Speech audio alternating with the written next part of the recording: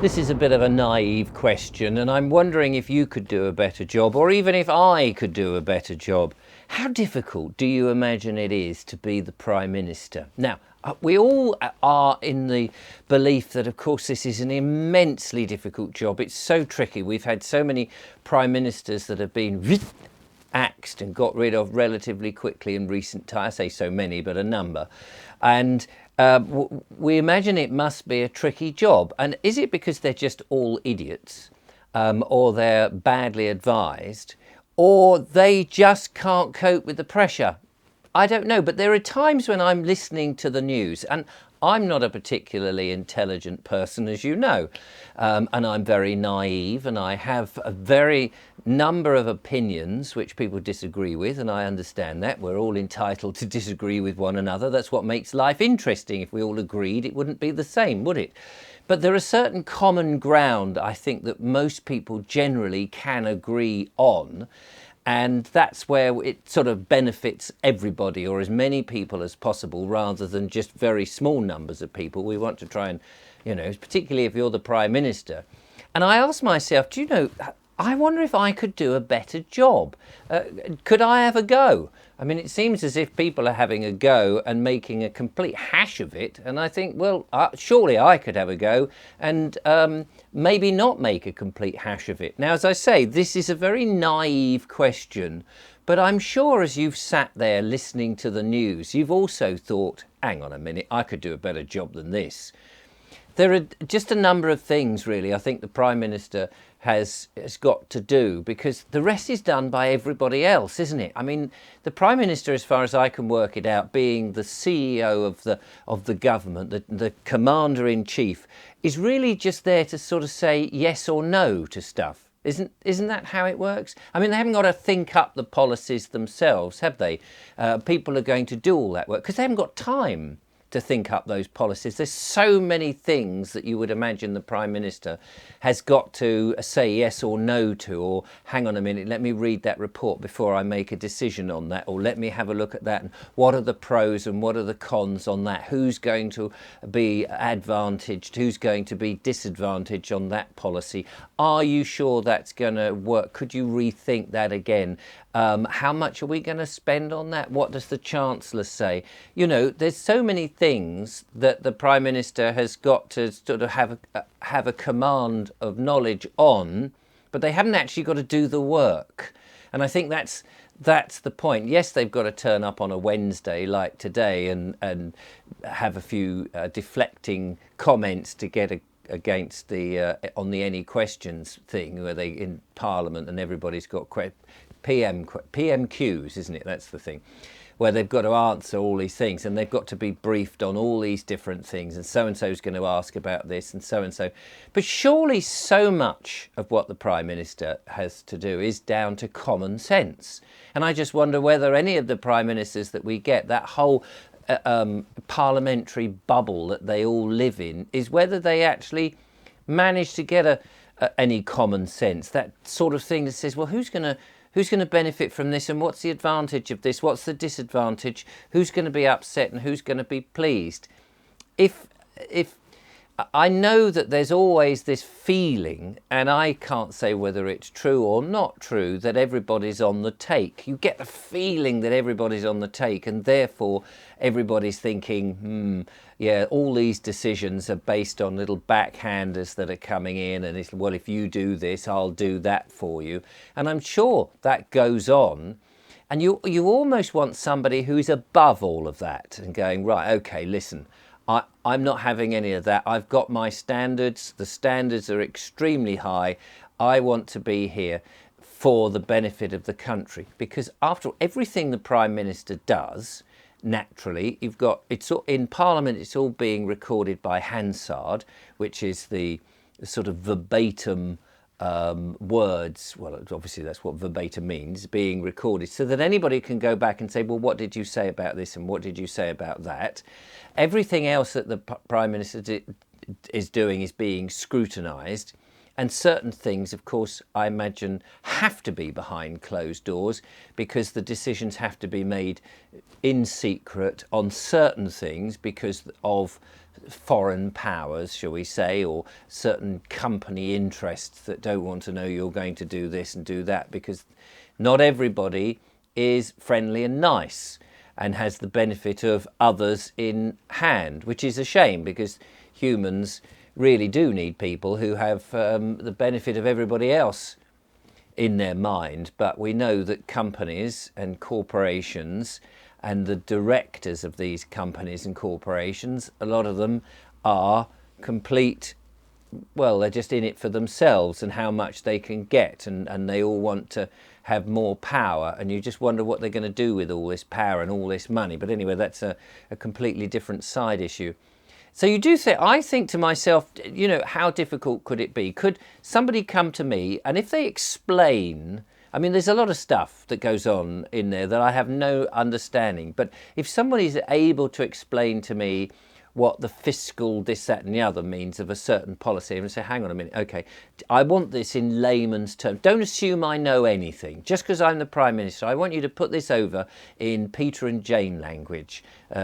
So put it in baby language so I can understand if you did this, this would happen, okay, and if you did that, that would happen. I don't want it obscured in weird language so I make the wrong decision. I want to be able to make the right decision so that when I go, well, wait a minute, okay, more people, actually, the way you've explained that, more people are going to be disadvantaged by that policy. It doesn't sound actually very fair. Now you've put it into baby language, but when it was written down in all this long, complicated and highfalutin language of sort of university speak, in which, or corporate speak, which is even worse, and all this customer facing and blue sky thinking and all these stupid terms. I want it in practical, down to earth English so that I can actually explain it, and I could then explain it to the voters and to the members of the public so that they understand with me why I'm making the decisions.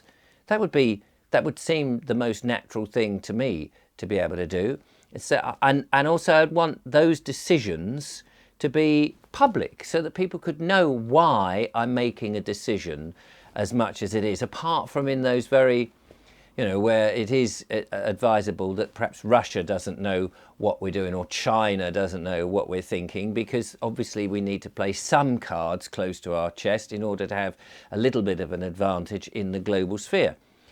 But so I can't understand why we're in the mess that we're in at the moment in this country, because I just feel that if I was in charge, or if you were in charge, we wouldn't get in this mess. We wouldn't permit it to happen. We would just say, well, this is wrong. This is clearly wrong. This is not the way to do it.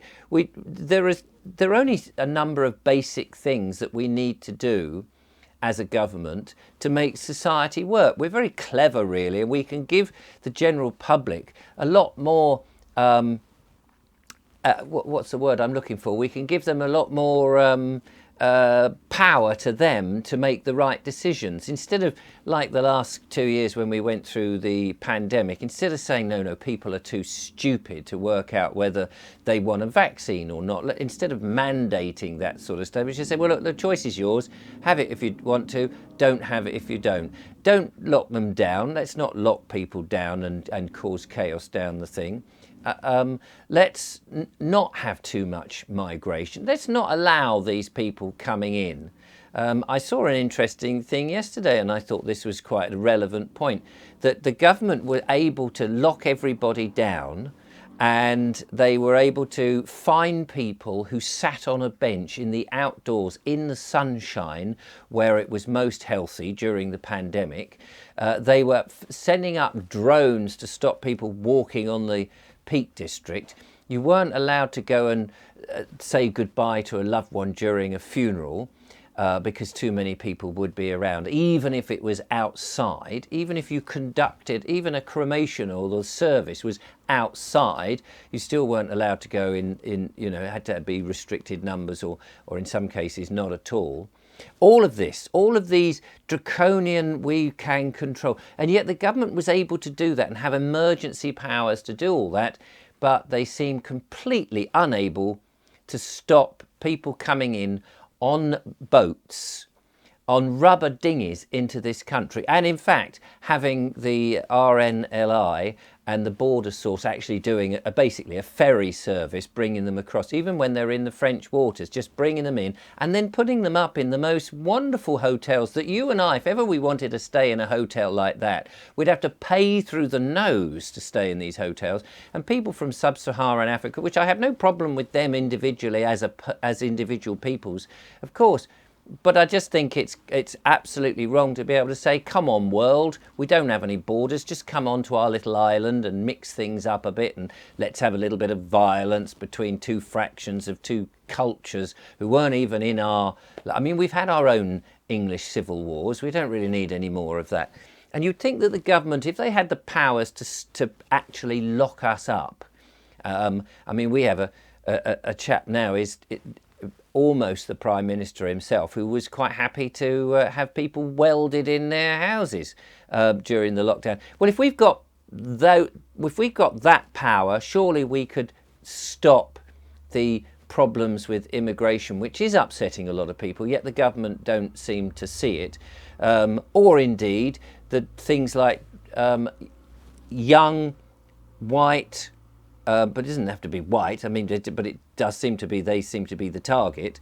Young girls who, I mean, any child, whatever race, being groomed for sexual pleasure. I mean, if the Prime Minister wants to get on people's side, he wants to be able to do things for humanity, you know, for our country, for those people. And there just seems to be, it seems to be very weird that we want to sort of say, well, okay, you can't have, we're going to have power cuts during the winter, and you've got to get used to it because we're dealing with overseas stuff, but we're not going to manufacture our own power, whether that be wind or air or fracking or nuclear. We're just not going to address it properly.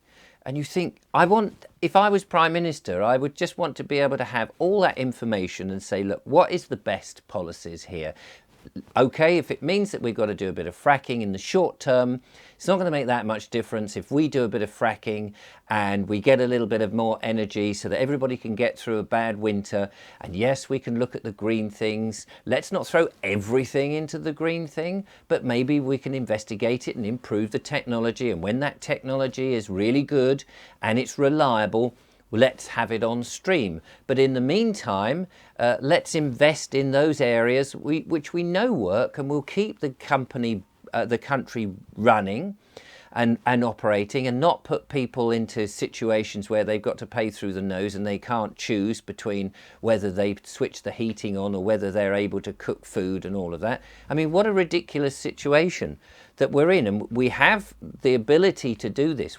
You know, the thing is, we are civilized human beings, but we don't seem to act like it. And I want a Prime Minister who is going to act as a civilized human being and is not putting necessarily just the party interests or just the MP's interest. They've got to be putting our interest at heart. And yes, I know there's a lot of people who don't like fracking and they don't like it. But if you're saying, look, we're just going to do this to get us out of trouble for the short term. And then we are going to look at the other options so that we don't have these idiots from the just stop oil nonsense going on. If the planet is not going to end, what we're doing in this country is not significant. If we were China and we were pumping it out left, right and centre, yes, okay, I could understand that.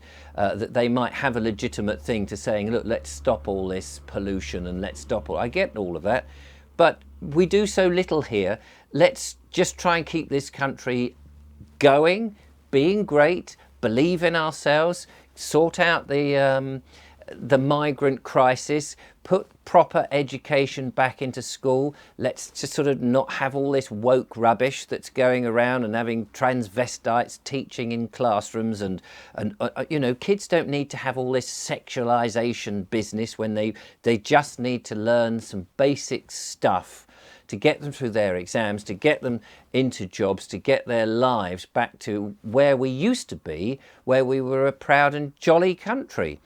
And everybody's pulling against each other, trying to say, oh, but our thing is more important than yours, and you disagree with us, and because you disagree with us, you're an idiot. We seem to be just pulling everything apart, and we're ending up in a very strange place.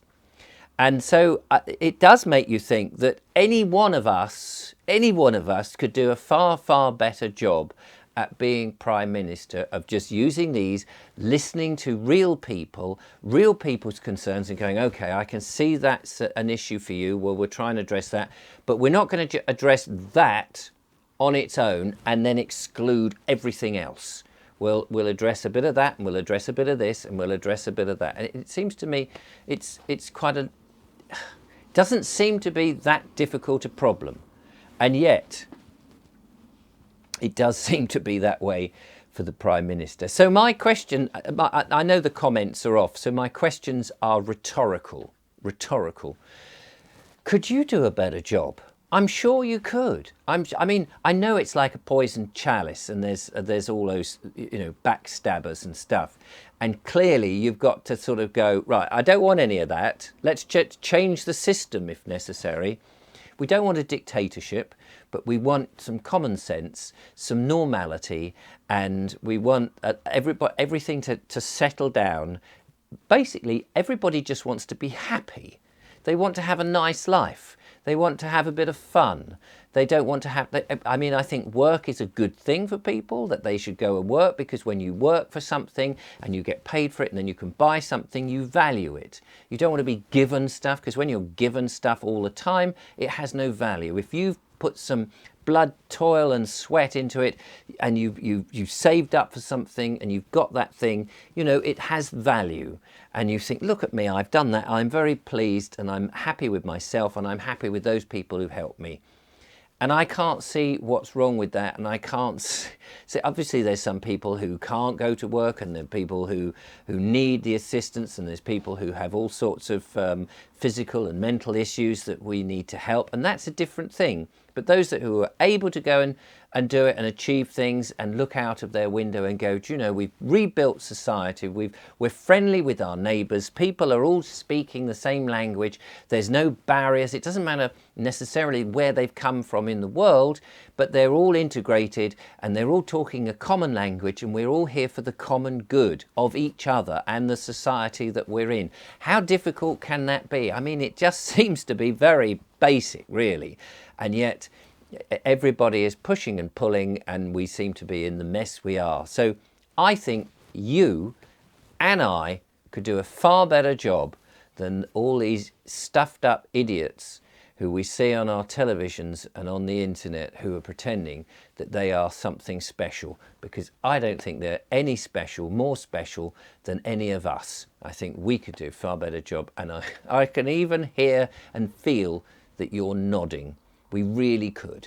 So thank you for listening to my silly, naive question this morning. I appreciate that, and no doubt I'll be back doing something equally naive and stupid in the future. Till then, bye-bye.